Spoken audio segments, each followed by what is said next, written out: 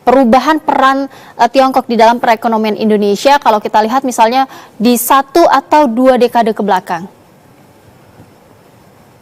Iya, Tiongkok selalu berperan penting ya dalam beberapa tahun ke belakang, apalagi kalau kita melihat 5 tahun terakhir dari sisi arus investasi itu sekitar 30 sampai 40 billion US dollar, dan itu bahkan kalau kita lihat dalam posisinya 2 tahun terakhir, posisi Tiongkok sudah merangsek ke posisi investor nomor 2 di Indonesia setelah Singapura ya dengan 7 billion US dollar. Dan tentunya kalau kita bicara investasi dan perdagangan is a nexus. Mereka berhubungan dengan satu dan yang lain. Ada investasi maka dia juga akan memicu perdagangan dan sebalik dan juga seterusnya. Dan apalagi kita sudah melihat bagaimana perkembangan semenjak tahun 2020, semenjak kita menandatangani Regional Comprehensive Economic Partnership dengan ASEAN Plus 6 ya, dan sebenarnya bukan plus 6 karena satunya itu menghilang sementara, India ya, jadi tinggal 5, China, Korea Selatan, New Zealand, Australia, itu masing-masing kita melihat bahwa peranan baik itu secara individual maupun secara grup ya di negara-negara tersebut itu cukup signifikan. Apalagi kalau kita melihat juga China ya, ini juga tentunya tidak terlepas dari konstelasi tekanan ekonomi global. Sebagaimana yang kita lihat di tahun 2018 ketika terjadi tarif Trump yang pertama, itu yang justru mengakselerasi RCEP ya, yang mana ini sudah lama ingin kita tanda tangani dari mulai tahun 2011 bahkan sebelumnya, tapi kemudian terakselerasi karena ada ironisnya ada tarif Trump ya, sehingga China juga berkongsi ya secara cukup signifikan dengan regional terutama ASEAN Plus countries. Nah, kemudian kita juga melihat bagaimana sekarang tensi global juga menghadirkan kedekatan-kedekatan baru ya. Kalau bisa dibilang baru ya ini pada akhirnya kita bisa melihat ada peluang baru lah dengan China ini. Kenapa bisa dibilang baru? Karena mereka sekarang punya cash on hand yang lumayan banyak.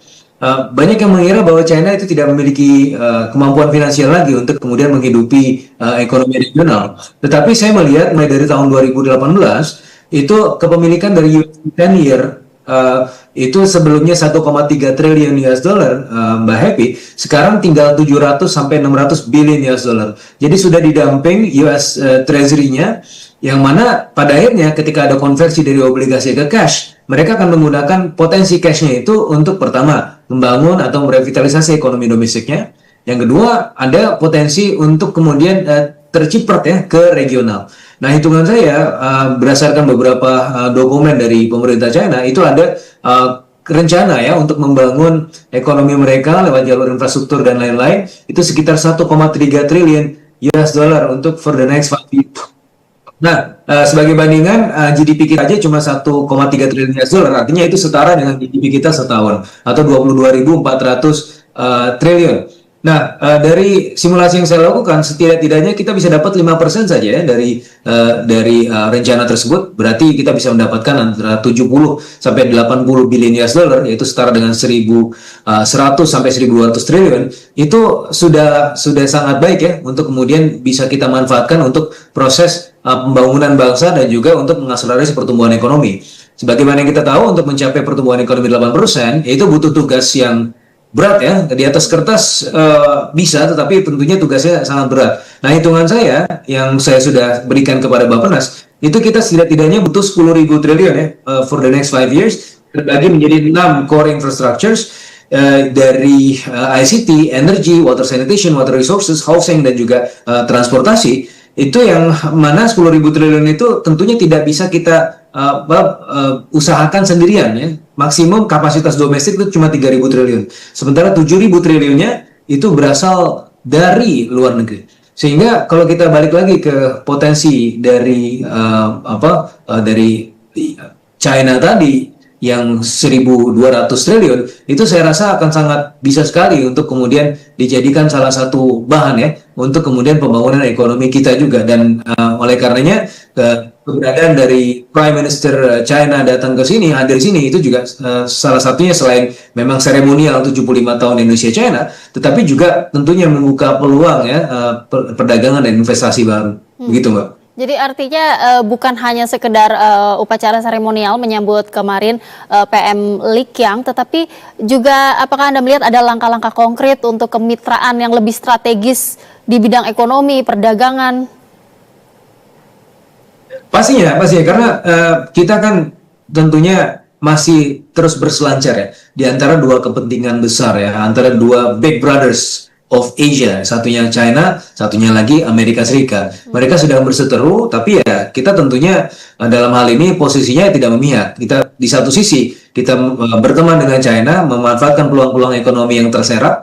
Sementara di sisi yang lain dengan Amerika Serikat, kita juga dalam konteks negosiasi itu juga cukup baik ya. Dalam pengumuman terakhir ya, kita bahkan ingin membuka global value chain di rare earth ya sebagai bagian kita untuk kemudian menjadi komplementer terhadap rare earth yang selama ini dikirim dari China ke Amerika Serikat. Sementara mereka ada tensi, mereka melebarkan portofolio ke Indonesia juga. Nah, sementara itu kita juga bisa memanfaatkan peluang dari China tadi. Cuma memang ada pelajarannya ketika kita hanya menggantungkan pada satu atau dua negara besar saja. Ketika terlalu terkonsentrasi, maka dia memiliki potensi crowding out ya, another potential investors. Itu pernah saya tulis di buku saya Trade Strategy Initiation from Regionalization to Regionalism yang menunjukkan bahwa ketergantungan yang sangat signifikan pada satu entitas ya, tidak mesti China, tidak mesti Amerika Serikat. Satu negara besar kita terlalu tergantung, maka negara-negara besar lain mungkin akan terjungkal, akan mungkin tidak bisa untuk masuk gitu kan. Jadi pelajarannya adalah kita memang saling membutuhkan, tetapi jangan terlalu berat gitu ya hubungannya dibangun sehingga pada akhirnya bisa menipiskan atau menihilkan potensi peluang ekonomi kita dengan negara-negara yang lain, begitu Mbak Happy. Baik, terima kasih. Kita Tiongkok dan Indonesia ini saling mendorong untuk transaksi bilateral dalam local currency, ini mata uang lokal.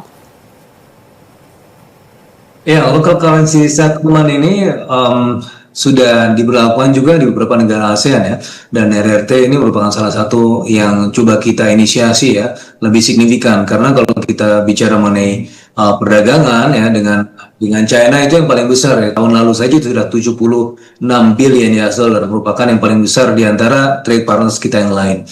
Tetapi yang perlu dilihat juga LCS ini merupakan salah satu opsi ya dibandingkan dengan opsi-opsi yang lain. Jadi tidak menutup kemungkinan US dollar masih bisa diperdagangkan karena biar bagaimanapun kalau kita melihat situasi di lapangan para eksportir itu juga kadang-kadang juga kesulitan ya untuk mendapatkan mata uang selain US dollar. Nah, memang ini suatu hal yang tidak bisa dinafikan post Bretton Woods ya, bagaimana US dollar itu menjadi sangat signifikan peranannya sampai sekarang pun kalau kita ingin melakukan langkah-langkah untuk mengurangi peranan US dollar itu bisa, tetapi butuh waktu. Sehingga ya saya rasa ini menjadi satu opsi saja oke, dan tentunya itu juga bisa meningkatkan meningkatkan potensi ya kerjasama ekonomi kita dengan China juga. Tapi juga di sisi yang lain jangan kemudian mengubur opsi bahwa kita di lapangan juga masih bisa menggunakan US dollar karena itu adalah keluhan-keluhan yang disampaikan oleh para eksportir, importir ya, para pelaku perdagangan internasional di lapangan, begitu Mbak Happy. Baik, tapi kemudian apakah Anda melihat ada sinyal kebijakan baru dari Presiden Prabowo yang kemudian berpotensi mengubah arah investasi atau perdagangan antara Indonesia dengan Tiongkok ini setelah atau pasca kunjungan PM Lee Qiang kemarin? Saya rasa tidak ada yang berubah secara signifikan, yang ada hanya adalah mempercepat ya komitmen investasi.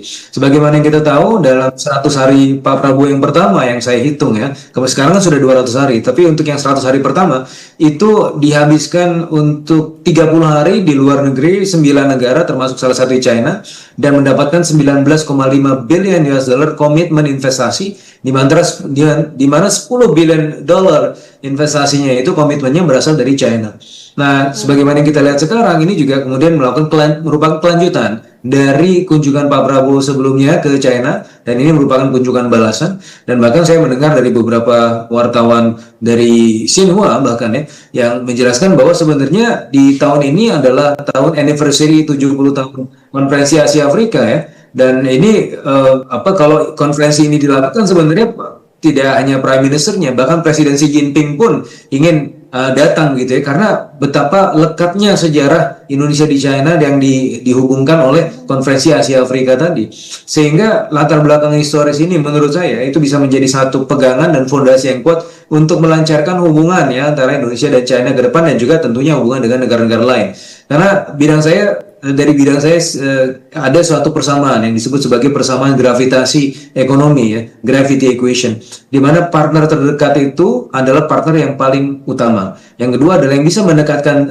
trade intensities dan juga investment intensities adalah ya aspek-aspek yang sifatnya tidak hanya geografis ya, tidak hanya proksimitas geografi, tetapi juga proksimitas yang sifatnya non physical distance, seperti misalnya language, culture, dan juga bahasa to some extent ya. Bagaimana kemarin Prof Stella yang bisa menjadi penerjemah dadakan buat Prime Minister karena memang prompternya itu rusak. Ini kan juga menunjukkan betapa kita sebenarnya sudah ya lumayan dekat dengan China, dan dari sisi aspek kultural kita juga lumayan dekat, sehingga itu yang bisa menjadi fondasi ke depan ya untuk bisa melancarkan hubungan antara Indonesia dan China yang selama ini meskipun besar, tetapi kita bukan merupakan partner terbesar untuk China. Untuk dari sisi perdagangan kita nomor 18 atau 20 ya. Sementara kita sendiri memang China yang paling besar, tapi untuk China kita bukan yang paling besar. Nah, ini yang juga harus kita perhatikan ke depan, bagaimana kemudian memuluskan ranking kita ke atas, kemudian menjadi salah satu negara utama juga untuk China, tanpa kemudian mengorbankan netralitas kita dengan negara-negara lain, begitu, Mbak Happy. Baik, terima kasih.